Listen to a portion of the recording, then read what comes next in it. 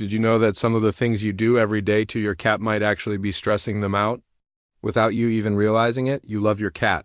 Of course you do. You feed them, protect them, and give them a warm home. But here's the surprising truth. A few completely normal habits many owners have can slowly damage a cat's trust and comfort, and the scary part. Most people never notice the problem until their cat starts acting distant, nervous, or withdrawn. Let's start with one of the most common mistakes. Imagine your cat jumps on the counter and knocks over a glass. It shatters on the floor. Instinctively, you raise your voice. Hey, stop that. It feels like a natural reaction. After all, they did something wrong, right? But inside your cat's mind, something very different is happening. Cats don't connect your anger to the action the same way humans do. When you yell, they usually don't think, I shouldn't knock things over. Instead, their brain connects the fear to you. To them, the loud voice and sudden anger feel unpredictable. And when something is unpredictable, it feels unsafe. Over time, that tiny moment of yelling can slowly change how your cat sees you. They might start hiding more. They might flinch when you walk by. They might groom themselves excessively or avoid sitting near you.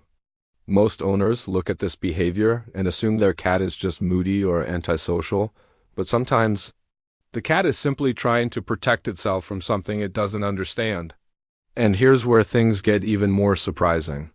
The way your cat feels about you also changes how they feel about your home. If they feel safe with you, the entire house feels safe. If they feel stressed around you, suddenly the whole environment feels tense. And that leads directly to another mistake many owners make without thinking. Picture this. Your cat is sitting peacefully on the couch looking adorable.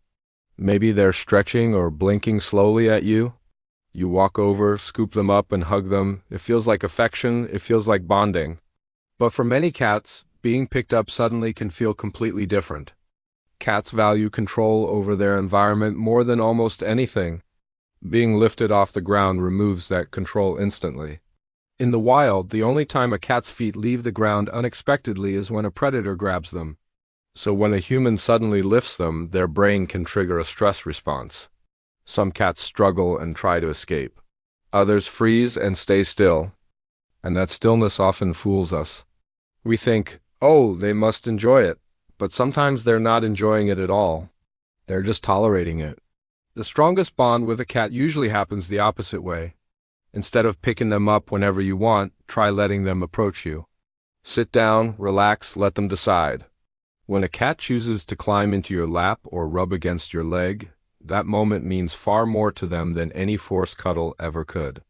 Now here's another situation that confuses a lot of cat owners. Your cat suddenly stops using their litter box.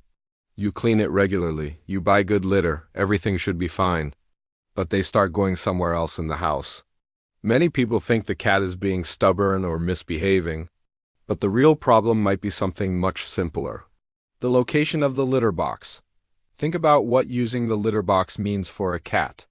It's one of the most vulnerable moments in their day. They can't run quickly. Their attention is focused downward. Their instincts tell them to stay alert. So, if the litter box is placed in a noisy laundry room, next to a machine that suddenly roars to life, or inside a tight corner where escape feels impossible, your cat may feel trapped. When that happens, they start searching for another place that feels safer. From their perspective, they're not being difficult. They're trying to survive. Placing the litter box somewhere quiet, open, and easy to access can completely change how your cat feels about using it. And sometimes that single adjustment fixes a problem that seemed impossible to solve. Now let's talk about food.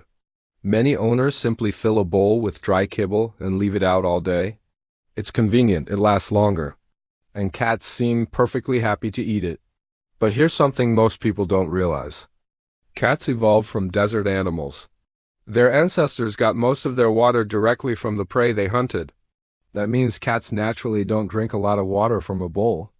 Dry food contains very little moisture. So if that's the only thing they eat, their bodies can quietly stay slightly dehydrated for years. This puts stress on the kidneys and urinary system, which are already sensitive in cats. And the problem often develops silently. Cats rarely show obvious symptoms until the issue has already progressed. Adding moisture to their diet, even just one portion of wet food each day, can make a huge difference. It supports hydration and helps their body function the way it was designed to. Now, let me ask you something honestly. Have you ever used your hands to play with your cat? Maybe you wiggle your fingers under a blanket and watch them pounce. Maybe you let them wrestle with your hand because it looks cute. It seems harmless, especially when they're small. But to your cat, this teaches a very clear lesson. Your hands are prey. At first, it's playful little nibbles, tiny claws that barely hurt. But as the cat grows, the same behavior becomes stronger and sharper. Suddenly, your cat starts attacking your hands when you try to pet them. Not because they're mean, because you accidentally taught them that hands are something to hunt. When that happens, many owners stop playing with their cats altogether. They'd pull away to avoid scratches. But now the cat has energy with nowhere to release it, and the frustration grows. The simple solution is using toys that keep your hands at a distance. Feather wands, strings, or moving toys allow the cat to chase and pounce while keeping your skin safe. Your cat still gets the thrill of the hunt, without confusing your body as the target.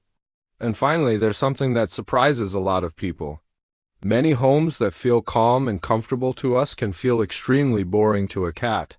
Imagine living in a place where nothing ever moves, no new smells, no climbing spaces, no small creatures to watch, no puzzles to solve. Just the same quiet room every day. For humans, that might feel peaceful. For a cat, it can feel empty. Cats are natural hunters and explorers. Their brains expect movement, height, hiding spots, and interesting things to observe. Without stimulation, boredom slowly turns into stress. And stressed cats often show behaviors like overgrooming, aggression, hiding, or sudden bursts of chaos.